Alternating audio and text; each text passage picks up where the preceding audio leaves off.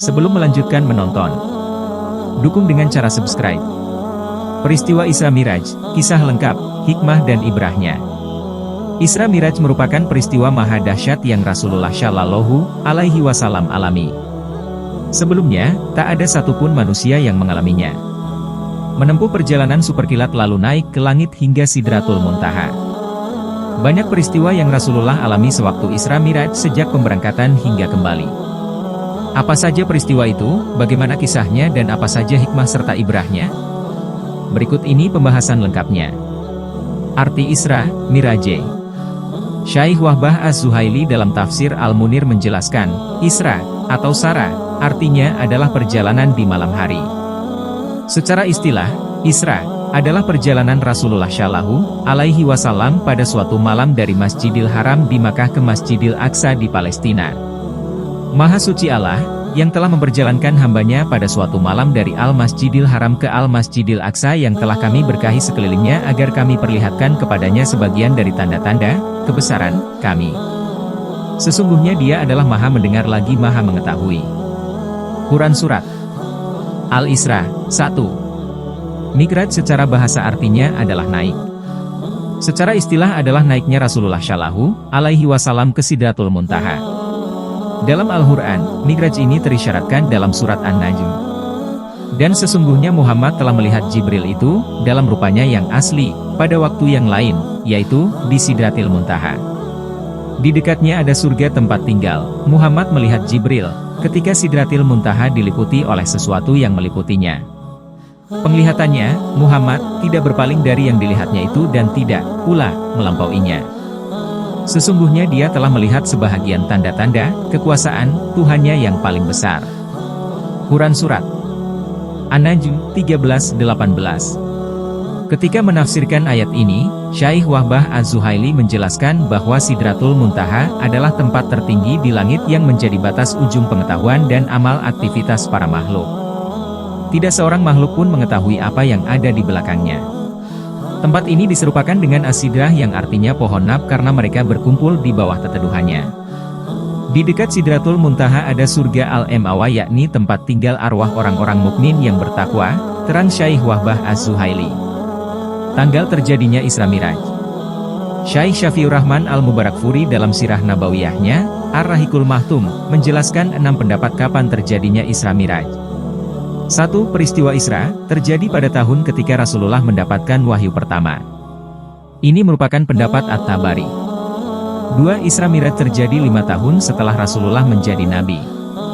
Di antara yang berpendapat seperti ini adalah Imam An-Nawawi dan Al-Qurtubi. 3. Isra Miraj terjadi pada malam 27 Rajab tahun 10 kenabian. Alamah Al-Mansyurfuri memilih pendapat ini. 4. Peristiwa ini terjadi 16 bulan sebelum Hijrah, tepatnya pada bulan Ramadan tahun 12 kenabian. 5. Peristiwa ini terjadi 1 tahun 2 bulan sebelum Hijrah, tepatnya pada bulan Muharram tahun 13 kenabian. 6. Terjadi 1 tahun sebelum Hijrah, tepatnya pada bulan Rabiul Awal tahun 13 kenabian. Profesor Dr. Muhammad Sameh Said dalam buku Sirah Nabawiyahnya, Muhammad Sang Yatim, menjelaskan bahwa peristiwa Isra Miraj terjadi pada malam 27 Rajab, namun para ulama berbeda pendapat mengenai tahunnya. Sedangkan Profesor Dr. Muhammad Ali Esh-Shalabi dalam buku Sirah Nabawiyahnya menegaskan bahwa Isra Miraj terjadi 1 tahun sebelum hijrah ke Madinah. Isra Miraj sebagai tasliyah. Isra Miraj merupakan tasliyah, hiburan, dari Allah Subhanahu wa Ta'ala untuk Rasulullah Shallallahu Alaihi Wasallam yang tengah berduka hingga tahun itu terkenal sebagai Amul Huzn, tahun duka cita. Mengapa beliau berduka? Ada beberapa sebab. Pertama, istri beliau Khadijah radhiyallahu anha wafat pada bulan Ramadan tahun 10 kenabian. Khadijah adalah istri pertama Rasulullah yang sangat beliau cintai. Sejak Rasulullah mendapat wahyu, Khadijah adalah orang pertama yang mendukung beliau. Ketika kembali dari Gua Hira, dalam kondisi demam, Rasulullah minta kepada Khadijah, Zamiluni. Zamilinui. Selimuti aku, selimuti aku. Lalu Khadijah menyelimuti beliau, menenangkan beliau, memotivasi dan membangkitkan optimisme bahwa yang datang kepada beliau adalah kebaikan. Khadijah merupakan orang yang pertama beriman dan mendukung dakwah beliau.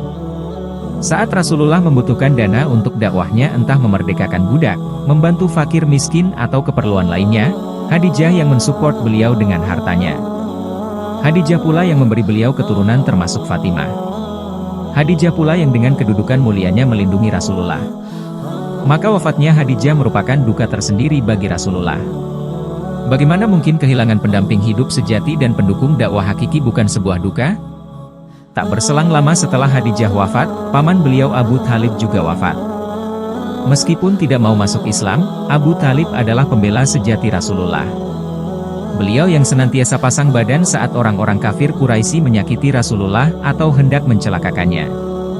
Sepeninggal Khadijah dan Abu Thalib, posisi Rasulullah semakin terjepit. Intimidasi kafir Quraisy semakin menjadi-jadi.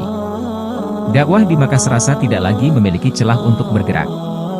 Namun Rasulullah tak mau berdiam diri. Dakwah di Makkah sangat terbatas akibat intimidasi yang kian menjadi, beliau pun berupaya dakwah keluar Makkah.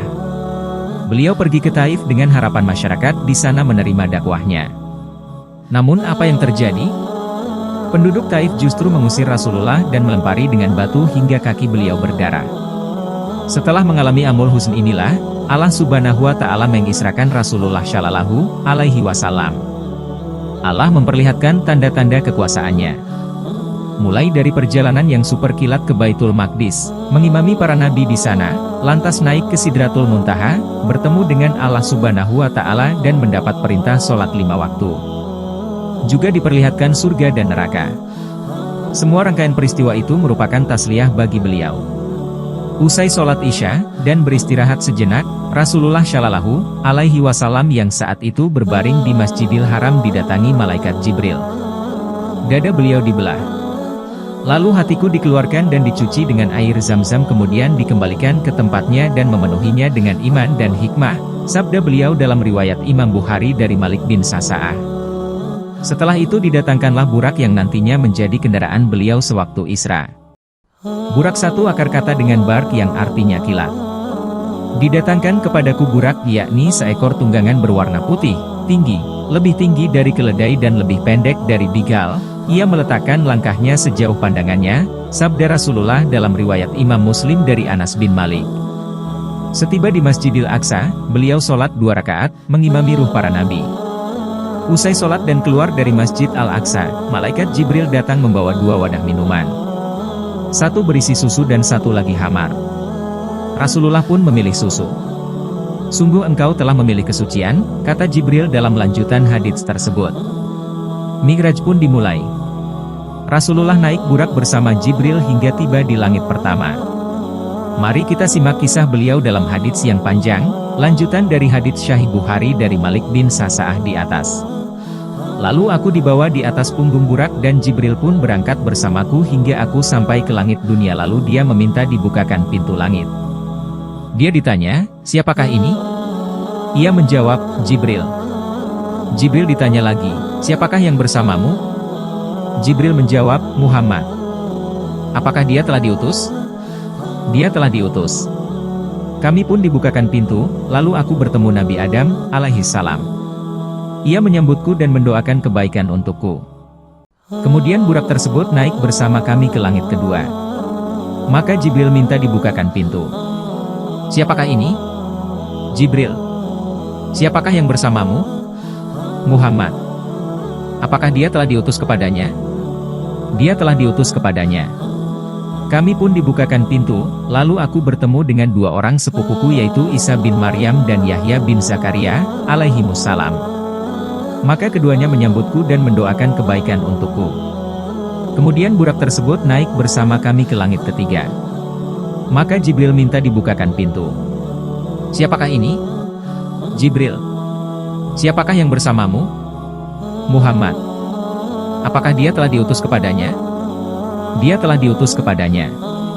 Kami pun dibukakan pintu, lalu aku bertemu Nabi Yusuf yang telah dianugerahi setengah dari ketampanan manusia sejagat. Maka Yusuf menyambutku dan mendoakan kebaikan untukku.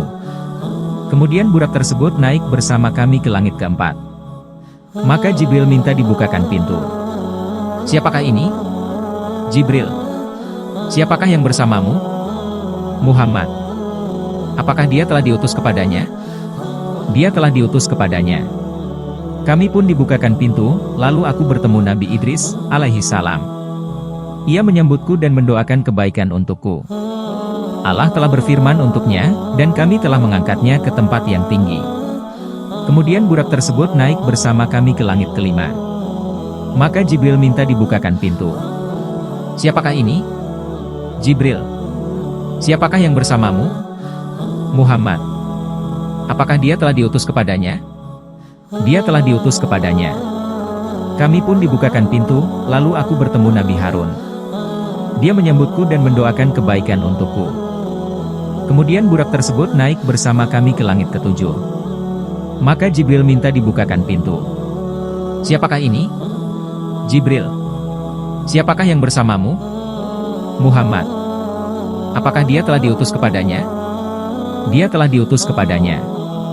Kami pun dibukakan pintu, lalu aku bertemu dengan Nabi Ibrahim, alaihissalam yang sedang menyandarkan punggungnya di Baitul Makmur. Setiap harinya, 70.000 malaikat masuk ke sana dan mereka tidak kembali lagi sesudahnya. Kemudian budak tersebut pergi bersamaku ke Sidratul Muntaha yang lebar daun-daunnya seperti telinga gajah dan besar buah-buahnya seperti tempayan besar. Tatkala perintah Allah memenuhi Sidratul Muntaha berubah dan tidak ada seorang pun dari makhluk Allah yang bisa menjelaskan sifat-sifat Sidratul Muntaha karena keindahannya. Maka Allah memberiku wahyu dan mewajibkan kepadaku sholat 50 kali dalam sehari semalam. Kemudian aku turun dan bertemu Musa lalu ia bertanya, apa yang Rabbmu wajibkan terhadap umatmu? Aku menjawab, sholat 50 kali. Musa berkata, kembalilah kepada Rabbmu, mintalah keringanan karena sesungguhnya umatmu tidak akan mampu melakukan hal itu. Sesungguhnya aku telah menguji Bani Israel dan aku telah mengetahui bagaimana kenyataan mereka. Aku akan kembali kepada Rabbku. Lalu aku memohon, ya Rabb, berilah keringanan kepada umatku. Aku diberi keringanan 5 sholat. Lalu aku kembali kepada Musa, alaihi salam. Aku berkata kepadanya, Allah telah memberikan keringanan 5 kali. Musa mengatakan, sesungguhnya umatmu tidak akan mampu melakukan hal itu, maka kembalilah kepada Rabbmu dan minta keringanan. Aku terus bolak-balik antara Rabbku dengan Musa hingga Rabbku berfirman, wahai Muhammad sesungguhnya kewajiban sholat itu 5 kali dalam sehari semalam. Setiap sholat mendapat pahala 10 kali lipat, maka 5 kali sholat sama dengan 50 kali sholat. Barang siapa berniat melakukan satu kebaikan yang dia tidak melaksanakannya maka dicatat untuknya satu kebaikan. Dan jika ia melaksanakannya, maka dicatat untuknya 10 kebaikan. Barang siapa berniat melakukan satu kejelekan namun dia tidak melaksanakannya maka kejelekan tersebut tidak dicatat sama sekali. Dan jika ia melakukannya, maka dicatat sebagai satu kejelekan. Kemudian aku turun hingga bertemu Musa lalu aku beritahukan kepadanya. Maka ia mengatakan, kembalilah kepada Rabbmu dan mintalah keringanan lagi. Aku menjawab, aku telah berulang kali kembali kepada Rabbku hingga aku merasa malu kepadanya. Ibrah dan hikmah Isra, Mi'raj. 1. Setelah cobaan datang silih berganti, bahkan Rasulullah mengalami tahun duka cita, Allah memberinya tasliyah, hiburan, dengan Isra Mi'raj ini. 2. Rasulullah memilih susu untuk beliau minum sebelum Mi'raj lalu Jibril memujinya. Ini menguatkan bahwa Islam adalah agama fitrah dan kesucian. 3. Sholat Rasulullah bersama para nabi di Baitul Maqdis menunjukkan kedudukan beliau sebagai pemimpin para nabi. 4. Sesungguhnya Masjid Al-Aqsa memiliki kaitan erat dengan Masjidil Haram. Masjid Al-Aqsa merupakan tempat Isra, Rasulullah dan kiblat pertama umat Islam. Karenanya umat Islam harus mencintai Masjid Al-Aqsa dan mempertahankannya dari segala upaya penjajah Yahudi yang hendak mencaplok dan merobohkannya. 5. Urgensi sholat dan kedudukannya yang agung. Jika perintah lain cukup dengan wahyu melalui malaikat Jibril, perintah sholat langsung Allah turunkan kepada Rasulullah tanpa perantara Jibril. Sholat ini pula yang menjadi inti tasliyah, hiburan, bagi hambanya. 6. Rasulullah hendak mencapai fase baru yakni hijrah dan mendirikan negara Islam di Madinah. Maka Allah memurnikan barisan dakwah dengan Isra Mi'raj.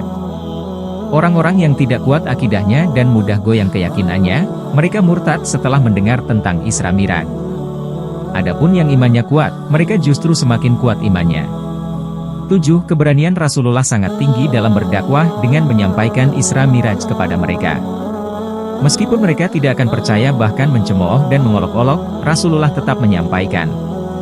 Beliau bahkan memberikan bukti-bukti empiris kepada kafir Quraisy meskipun mereka justru menuduh beliau sebagai tukang sihir. 8. Keimanan umat yang paling sempurna adalah imannya Abu Bakar. Ketika orang-orang kafir Quraisy mengabarkan bahwa Muhammad mengatakan telah Isra Miraj, beliau langsung mempercayainya. Jika yang mengatakan Rasulullah, aku percaya, demikian logika keimanan Abu Bakar sehingga beliau mendapat gelar Asy-Syiddiq. 9. Rasulullah menyampaikan bahaya penyakit masyarakat yang beliau lihat.